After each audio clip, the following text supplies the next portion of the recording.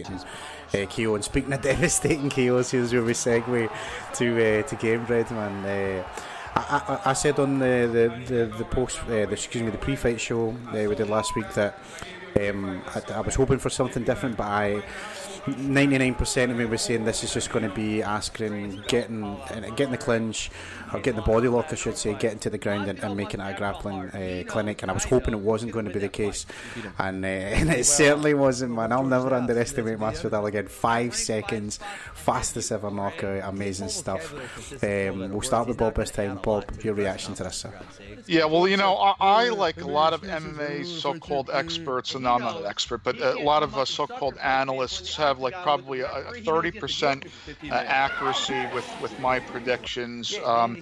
This is just, I just got this totally wrong, and a lot of pro fighters actually picked Masvidal to beat Askren.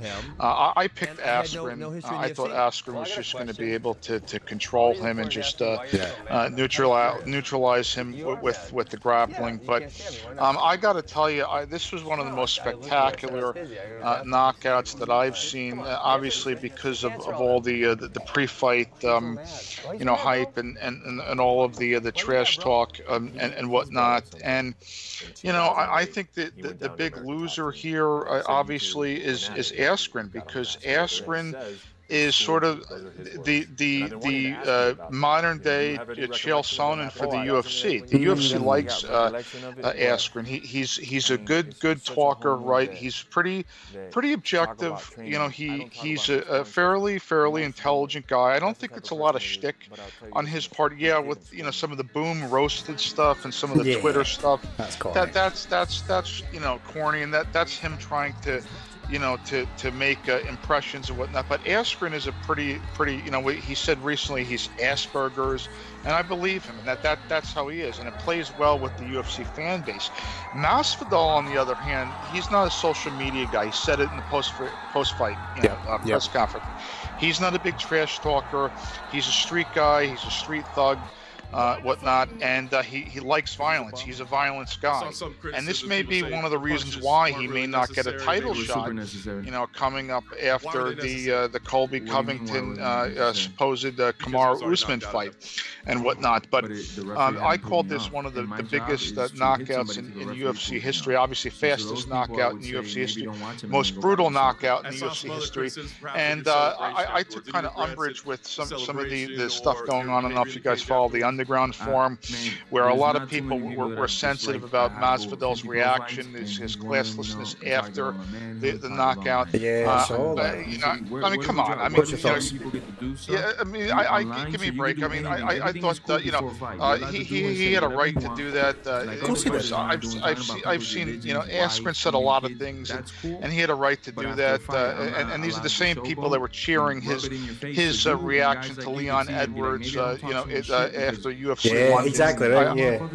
So give me a break. That's what Masvidal does. You love him or hate him and whatnot. So that was huge for Masvidal, and I think he should fight eventually for a title, and it was a big loser, and we're going to have to see what the UFC does with Masvidal going forward. There's so many guys in this division that they're athletic wrestlers, or really powerful, like Tyron Woodley, like Usman, like Colby Covington, like Askren maybe as well, I suppose, Olympian. And it's nice to see someone who's a real seasoned veteran striker in there, and we saw what he did, man. It's nice to see something different in a division that's basically abs and takedowns, for one of a better phrase, you know what I mean? So, but not just the personality as well. The fighting style really excites me, and I'm a sucker for momentum. These two, the last two fights, Till, and then obviously this, it's got to be UFC gold, but we know what UFC brass, and we know what Dana like, man. Like you said, Bob, it's you need to be big on that social media. I loved Masvidal when he said, this shows you how much he's not in his social media, when I think his words were something along the lines of, I'm not an IT guy, you know what I mean? That tells you what you need to say. But let's hear John's reaction. John, come on, let's hear it.